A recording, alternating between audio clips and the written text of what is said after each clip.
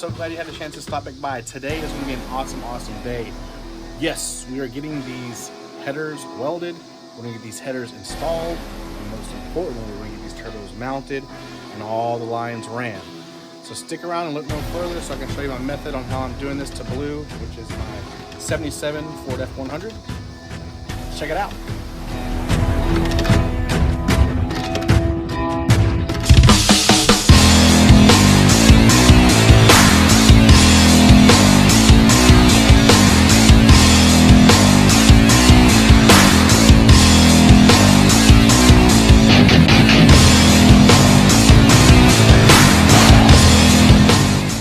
All right, so we are here. I'm definitely taking advantage of doing some nighttime working on this truck because, as you know it, these past few weeks here, it's been pretty scorching outside. And so, you know, if you can allow 20 degrees to drop and, you know, still have fun. So that's what we're doing today.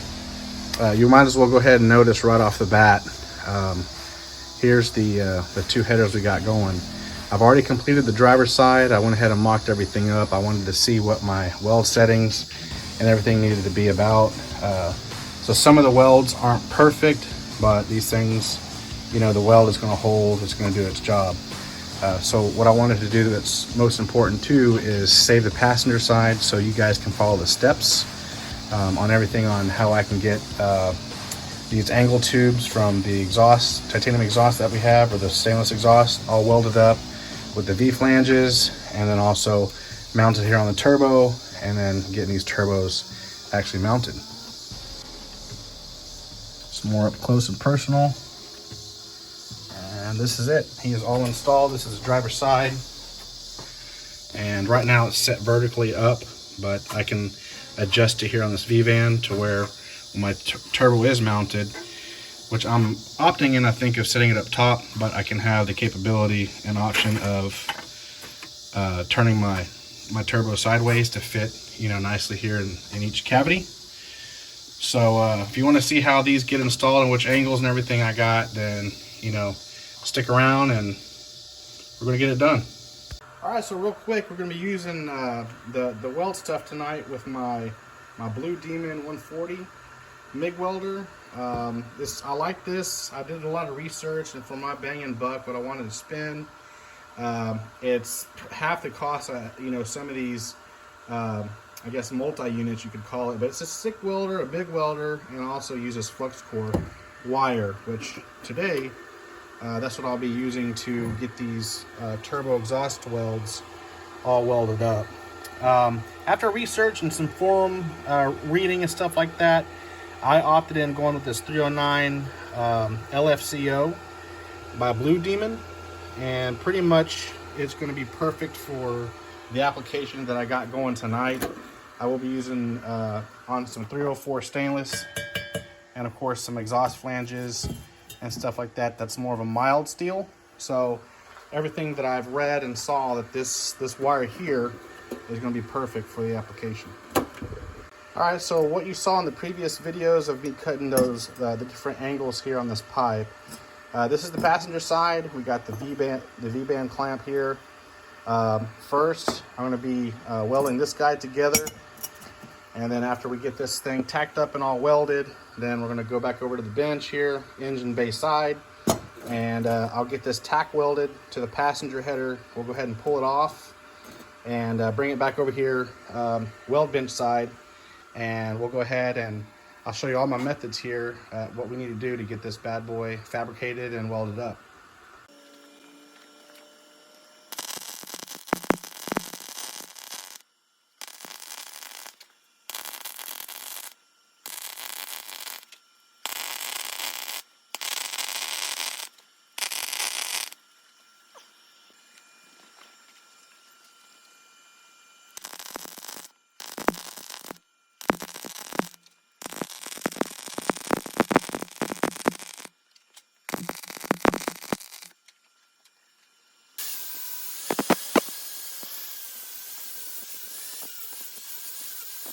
All right, so we're engine bay side here, and these are my previous markings that I showed you guys in the video on how we got all this lined up. So essentially, I'm about to take this header off and basically tack her in just like that, and she should be good to go.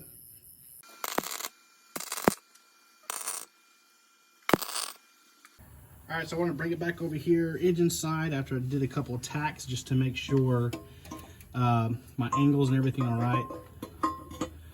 So right now the header is pretty much flush against the heads here. And as you can tell, I don't have my bubble level on here or not, but I can tell just by looking at it and where my marks are that it's going to be perfect.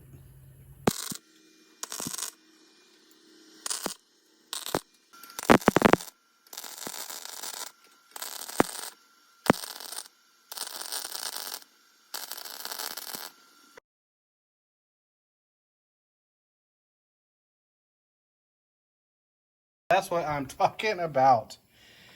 So passenger side's all good. It's welded. This thing is not going anywhere and is going to last forever. But guys, this part of my project has been a long time waiting for me, as far as time and money and, you know, my energy that I can put into this. But today has been a milestone set forth, and I'm truly, truly excited. Look at this.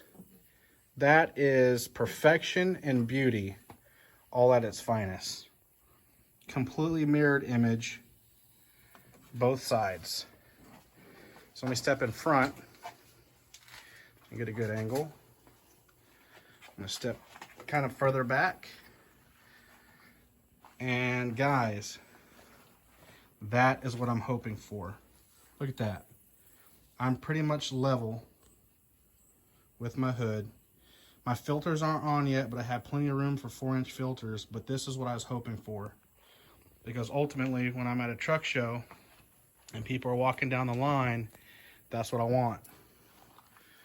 Look at that. Dang. Come out nice. I'm truly, truly excited. Look at that, guys. Gosh, that's great. I'll go ahead and come over here on this side so you can check out the driver. Look at that. I am excited.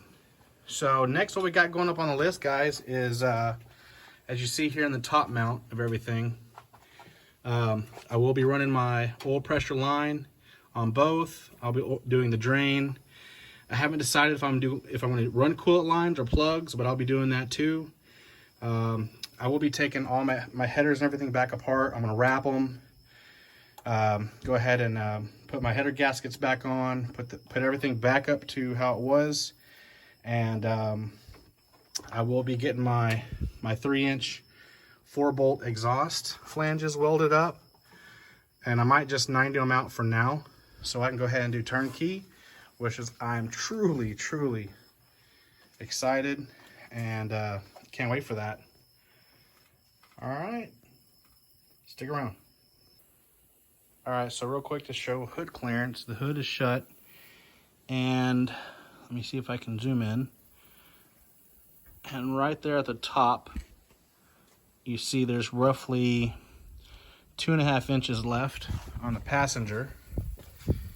And the driver, you can probably peek up there.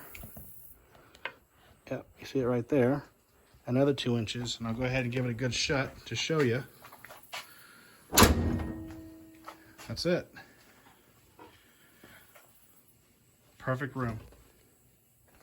Okay, so we're back up under here, under the engine driver's side, and what I'm pointing at here is my oil filter and my power steering pump. So in my previous episodes, I had to manipulate my bracket so I can get this to a certain point where I can still fill it and use my turbos. And I was having clearance with my filter, because as you see, the original filter here, the FL1As, it is so huge, so I had to replace it with the FL910S, and it's significantly smaller. So what I'm going to be doing now is, as you see on my hose here, it's too short, so it's causing it to crimp. So I'm going to go ahead and remove that and install a longer hose here and get that situated. And also on each side of the oil pan here, what I'll be doing is I'll be tapping it for the oil drain, which is going to be a 3/8 MPT to a 10 An. So what I'm using here is this guy. See if I can focus. And it's pretty much a 3/8 punch, right? And then I want to be using this here, which is a the 3/8 MPT die. So I'll go ahead and after I punch the hole in the side here, let me get my other hand free.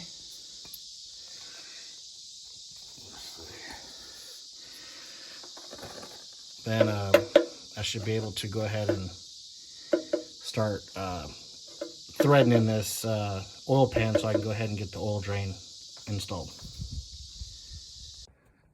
So she's all nice and tightened up here, and as you can see right here on the adjustment screws, right now it's as loose as it would go, and I still have plenty of room to tighten it, as you can see on all these bolts. There's 3 up top and 1 right here.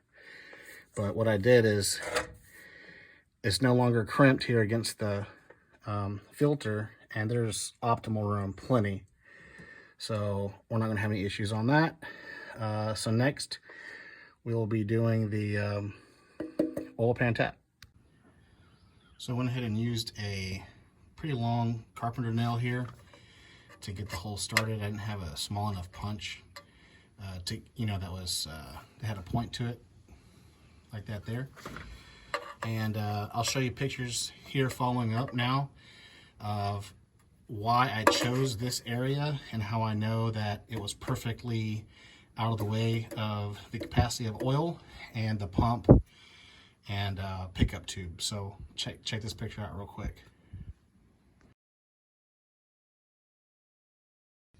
All right, go ahead and slowly tap this in. I don't have a good spot to angle this and get footage, so I'll show you here after we get it all tapped. So I'm glad I caught this. As you can tell, my original tap here, I had to cut it here and cut it again at the tip because it was way too long.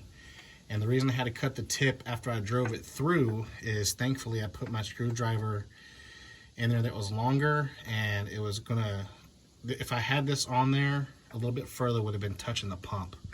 So definitely use a feeler gauge or a screwdriver or nail or something as you're going through here to make sure you got adequate depth so you don't puncture or ruin your internal components in here, like your pump or your pickup tube. All right, guys, so she's tapped, and real quick, if you look at the tip of this die here, you can see all those metal shavings that it caught. That's what's pretty good to put the grease in there, is it'll alleviate what's going to go down inside your actual oil pan once it's tapped. But as you see, let me see if I can zoom in, and it's tapped and ready to go. So let's go ahead and put in this MPT and fitting, 10 and fitting. All right, so the driver's side is a wrap. It's all tapped, and the 3/8 10 and fitting, drain fitting is in.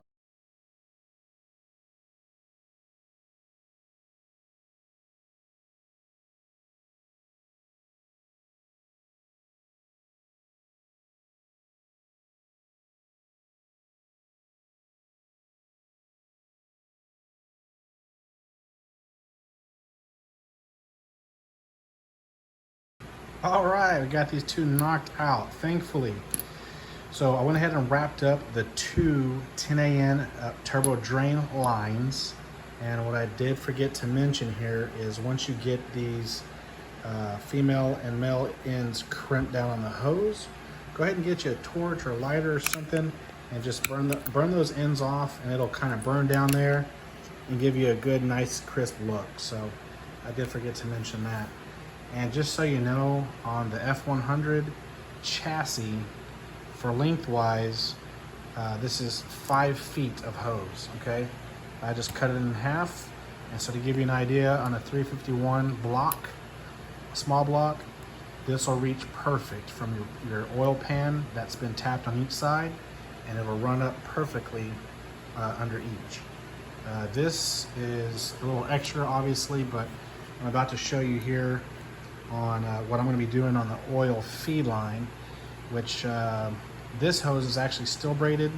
It is 4 AM line.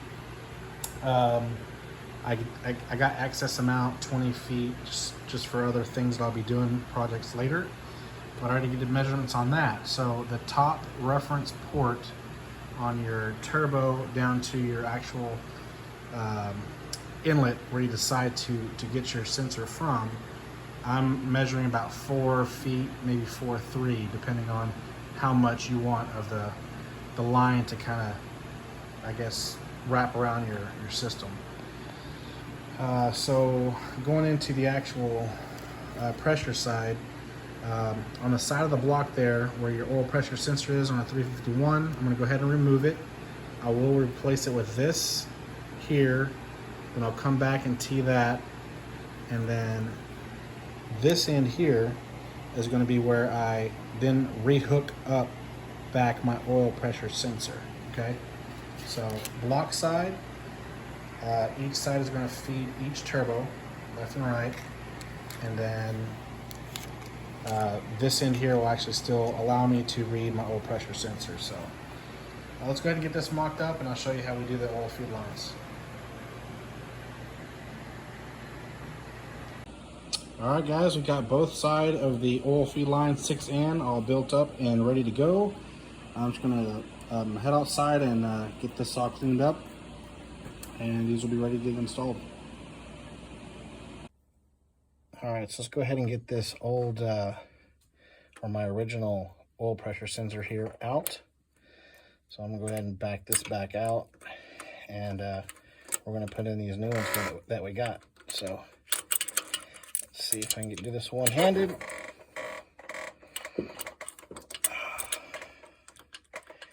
Let's see.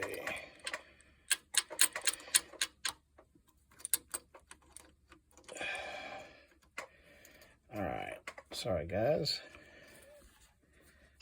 There we go, I broke it loose. There we go. And this is to my aftermarket oil pressure sensor right here. So I'm gonna go ahead and back that back out and pull out the line there, and I'll go ahead and get this fitting out, and we're gonna start building the oil pressure sensor and the T's that I have running to the right and left turbo. Stay tuned. All right, so we got everything all buttoned up here, and I got my oil pressure sensor pegged in the backside like I mentioned, and we got this 4 fitting here for the left turbo and the right turbo. And here momentarily we're going to go up top and start adding the turbo fittings to the oil feed and to the oil drain, and then we'll go ahead and get all these and lines all connected today. Stay tuned. Okay, top side here, I went ahead and got my oil pressure feed in, and this is top side, and we'll be using a 16" millimeter. And what I'm going to do is just pretty much just snug this down like that, and we'll get work. I'll flip around the turbo and get working on the drain here.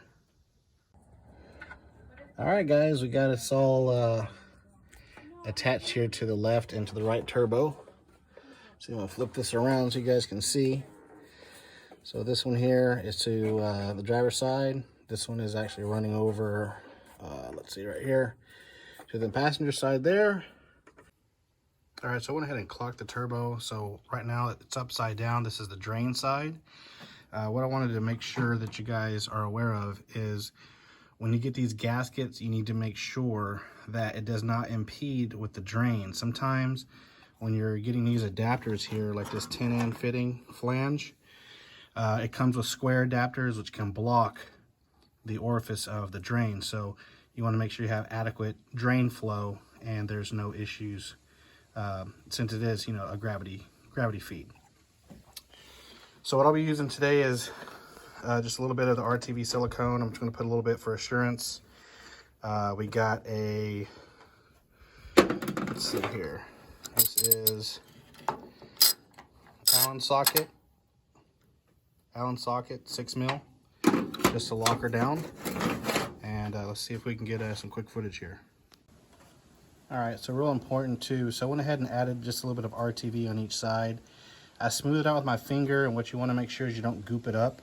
So when you go ahead and get it tightened in, you know, it doesn't squeeze out, harden, and then later fall down in your the drain there, and then down into your oil pan. So just a thin coat I think will help. And so what I do is just put on with my finger there. It'll allow some for it to stick and set up a second, kind of like that. And go ahead and grab your Allen screws, 6 millimeter, and put your drain flange right up against there like that. And hand thread your first bolt and your second bolt, and then we're just going to tighten it down from there with the wrench here, and we'll actually be good to go and call it a day on that. So let's get this tightened up and moving on.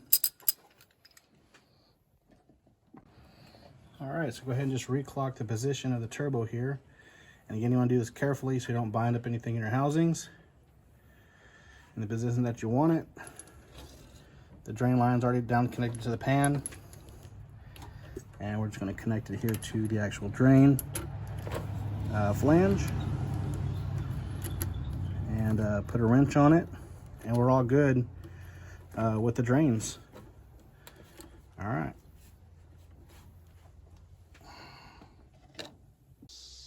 All right, guys, so one important factor I want to go ahead and make here on this process is, right now, if you look at my turbo, it is not straight up and down. It's clocked over to the left a little bit. Now it is. So the reason I'm saying that is because if you have a water-cooled turbo that has an inlet and outlet, okay, you don't want it completely horizontal, straight, and perfectly level. The reason being is you want your low side to be the water inlet. So for an example, if I was to clock this about 10% to the left here, like you see right there, it's no longer up and down, right? And my water line, that is the lowest point, okay, will be the feed. The highest point right here is what's going to be going back, you know, into the radiator to cool back off. The reason you want your low point to be the water inlet is for when you turn off your vehicle, your turbo housing still stays with water, because anything on the high side over is just going to drain back down into the block. So what this will do is keep water into your turbo, you know, and do what it can to cool it off. So definitely keep that pointer in mind.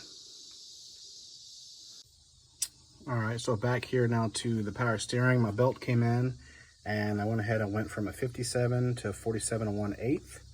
So we'll go ahead and get this knocked on and tightened up.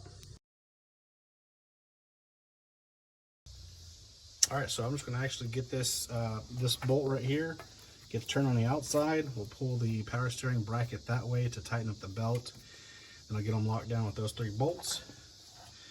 And then over here on my alternator, right here on the bracket here, I'll get this pulled over and all cinched in, and we're good to go.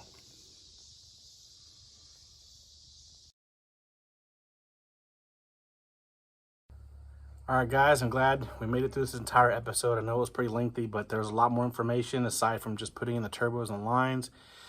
We did a lot in this video. So this turbo build has come thus far just in this episode alone. We welded the T3, T4 turbo 90 flange to the BBK headers. We installed the turbos, the V-band clamps. I also had to replace the shorty oil filter, which is the FL910S, to change over from the big one to have room for my power steering pump. I had to extend the power steering pump hose I also had to tap each side of the oil pan with a 3/8 tap. We built the 6N steel braided lines for the oil feed. We also built the 10N oil drain lines. We also built the oil pressure extension for the sensor and for the oil feed turbo ports for the left and right turbo. We also installed the new belts for the power steering, which is the 47 and the 8th, and also the alternator belt. And of course, we were positioning the turbos to kind of go over how it needs to sit when we're running a turbo that has coolant or water lines. So again, guys, I know this one's lengthy, but it was definitely well worth it. Stick around for the next video because it's going to be even more promising than this one. I'm hoping and praying that it will actually be turnkey ready. We'll have a few more things I got to get done for that video, so y'all stick around and look no further. And like always, guys, I appreciate your support. I appreciate all of you guys who are my subscribers and followers. Continue to leave those comments. Definitely give the thumbs up. And like always, guys, God bless.